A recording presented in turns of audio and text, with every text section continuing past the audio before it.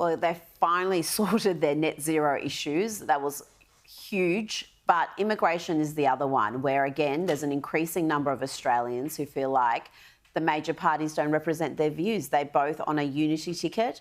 Yes, the Liberals' immigration figures are slightly less than Labor, but they're still massive by any sort of global standards when you look at our population and how many are coming in every year and the increase there. So this is, again, a massive opportunity for the Liberals to meet the electorate and give them what they're demanding, which is real choice. Now, it doesn't mean you've got to ban immigration and have a zero net immigration policy, but you do have to listen to people and say, OK, we will have for the next 5 years 100,000, 150,000 net. That's dramatically lower than the Liberals and obviously Labor's current targets.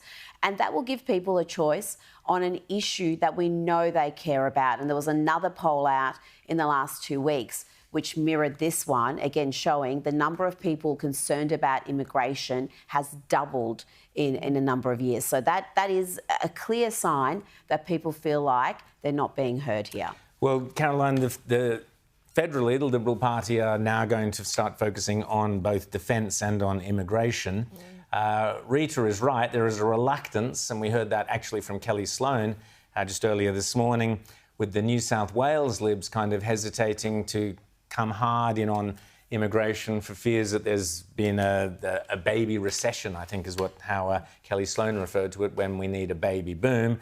Agree with that, but the argument from the New South Wales with Libs on, we need to keep the immigration high. So that's a problem, I think. Yeah, and the Liberal Party on a state and federal level can't be afraid to have this fight, which they have been, because they're so scared of being labelled racist, anti-immigrant. By the way, talking about slurs that we get online, I was accused of being anti-immigrant a couple of days ago. I am an immigrant. I just talk about the fact that we have to control immigration numbers, because we cannot just open the gates. Obviously, we cannot be a borderless society. And that's what, if you express that view about controlling immigration, which a lot of immigrants, let me point out, a lot of newer immigrants agree, and older immigrants agree on, then you are labelled with these slurs. And that's what so many politicians are afraid of. Look at what happened with Jacinta Price.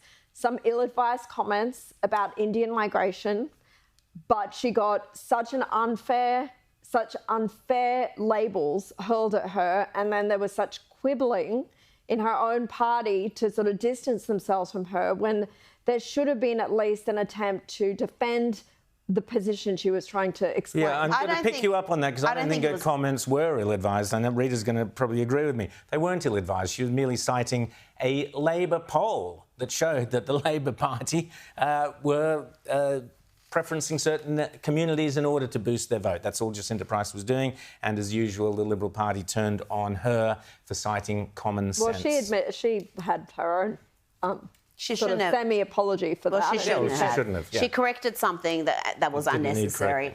She was quoting a Labor pollster, who had said that their polling had showed at the last federal election a huge number of that population, which is now the second biggest migrant group in the country, was voting Labor. So I think citing a Labor pollster should not be a hanging offence when you're talking about... And also telling the truth shouldn't be a hanging offence. It's not an accident that Kelly Sloan visited Western Sydney on her first day in the position and deliberately met with the members of the Indian community.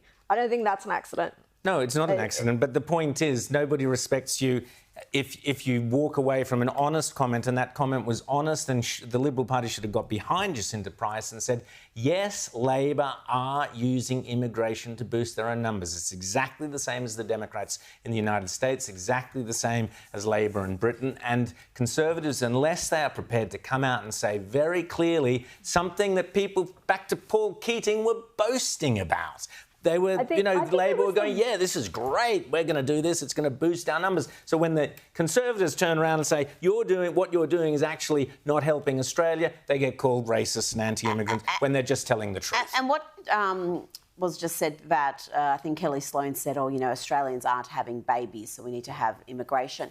Well, one of the reasons young people are not getting married or starting families is housing. Because if you can't afford to put a roof over your head and support yourself, how are you going to be supporting a family? So if you keep bringing in enormous amounts of people, pushing up the cost of housing, pushing up the cost of many other things that are necessary in life, you shouldn't be shocked that young people are a little bit disillusioned about their chances of being able to support a family, and they may delay having a family. They may have smaller families or not have families at all. I mean, and that is fairly catastrophic for a country, not just economically, but on a societal level. And you know what the other reason people cite for not having families? I mean, this is a certain demographic on the left. Climate change!